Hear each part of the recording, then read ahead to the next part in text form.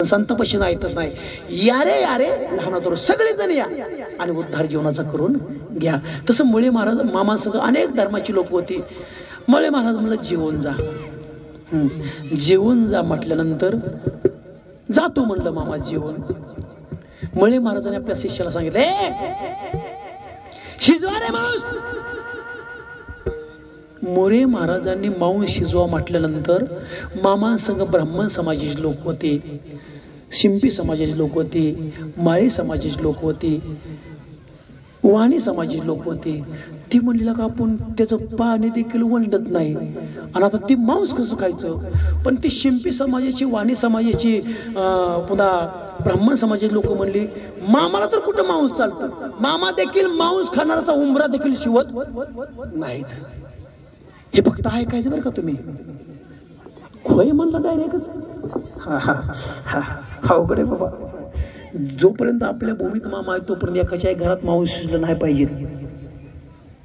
तुमच्या घरी खरोखर मामा येऊ असं वाटत असेल तर मांस शिजवायचं नाही. मामांचं वचन आहे, ज्या घरी मांस चाललं जातं त्या ठिकाणी मी उंबरा देखील शिवत नाही. करवेला, आईचा करवेला वाचा म्हणजे कळेल तुम्हाला. आप्पाच्या वाडीचा काय त्याचं नाव, विष्णू शिंगाडे. विष्णू शिंगाडे त्यांनी करवेला करण्याकरता बकरी आणली होती. पोरगच होत नव्हतं. आता कसं झालं, आता मध्ये शॉर्टकट चाललाय बरं का. दृष्टांतात दृष्टांत. जसं शेतकरी दंडाला पाणी देत असताना, शेताला पाणी देत असताना दंडाचं तण उपटून काढतो नाही बाजूला काकू. का काढतो? ह्या दंडाला पाणी तुंबू नये म्हणून तण उपटून बांधा टाकतो. तसे आता मधलं काढतो, थोडंसं तण उपटतो. हा, त्याला मुलगा होत नव्हतं म्हणून कुणी कोण्या वर्षाने सांगितलं की तो गाबीन बकरी ना आणि काप आणि तुला मुलगा होईल. त्या विष्णू शिंगाड्याने गाभण बकरी आणली आणि कापाय घेतली. बकरी म्या म्या करत होती. ती आवाज मामाच्या कानावर गेला आणि मामा उठलं आणि त्या विष्णू शिंगाड्याच्या घराकडे निघालं. आता मामाचं चालणं म्हणजे बारकं आहे का नाही. मामाचं चालणं कसं, जोगी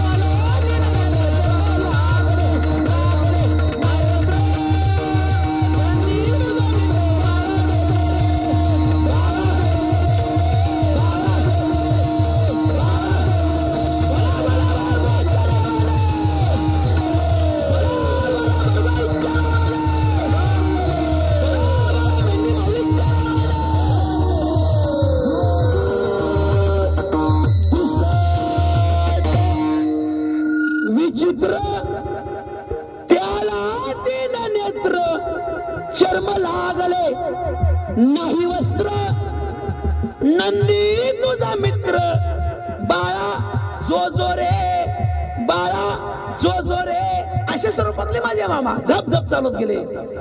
आणि विष्णू शिंगाड्याच्या घरादारासमोर, ए विष्णू कोण आहे म्हणून विष्णू शिंगाड्या बाहेर बघितलं. मामा. काय मामा? अरे बकरीला सुरी लावतोय.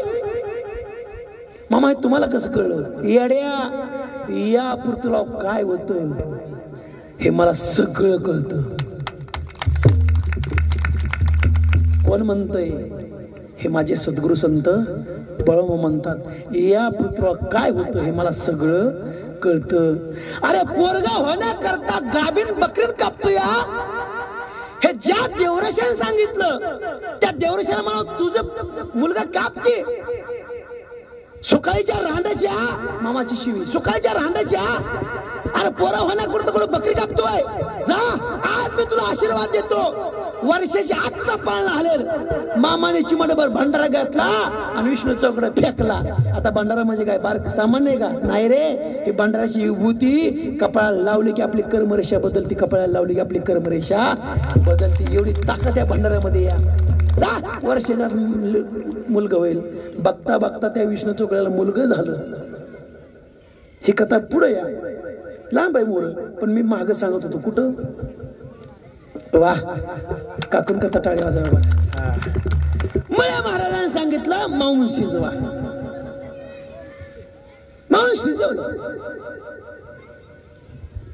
सेवक म्हणले महाराज मांस शिजला. मुळे महाराज म्हणले बाळू सांगतो त्या शिष्याला जेवाय बस. माझं शिष्य बसतील. पंक्ती बसल्या आणि वाढाय घेतलं. वाढताना मामा म्हणलं अन्नपूर्णा आहे, तुला माहित आहे मी मांस खात नाही. अगं पण गुरु माझी परीक्षा बघतात. त्या परीक्षेत उत्तीर्ण होण्याकरता तुझी मला साथ पाहिजे. आता ते अन्नपूर्ण आई या, सरस्वती माई या, त्या अन्नपूर्ण आईला हाक मारली आणि हाक मारल्यानंतर त्या अन्नपूर्ण आई धावून आली.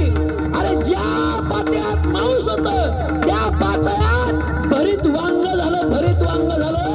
अरे मामाने अन्नपूर्ण हाक मारला, भरीत वांग झालं आणि तेच भरीत वांग खाल्लं आणि मामा तृप्त झाले. एवढी ताकद माझ्या सद्गुरु संत बाळूमामाची. आणि मग वाणी समाजाची, शिंपी समाजाची, ब्राह्मण समाजाची लोक म्हणू लागली अरे आपल्याला दर्शन घडलं. ते मामा म्हणजे साक्षात देव. देव कोण कोण म्हणले देव नाही, ते संत आहेत. त्यावेळेस लोकांनी मुळे महाराजा देखता मामाच्या चरण नतमस्तक झाले आणि म्हणू लागली धन्य आज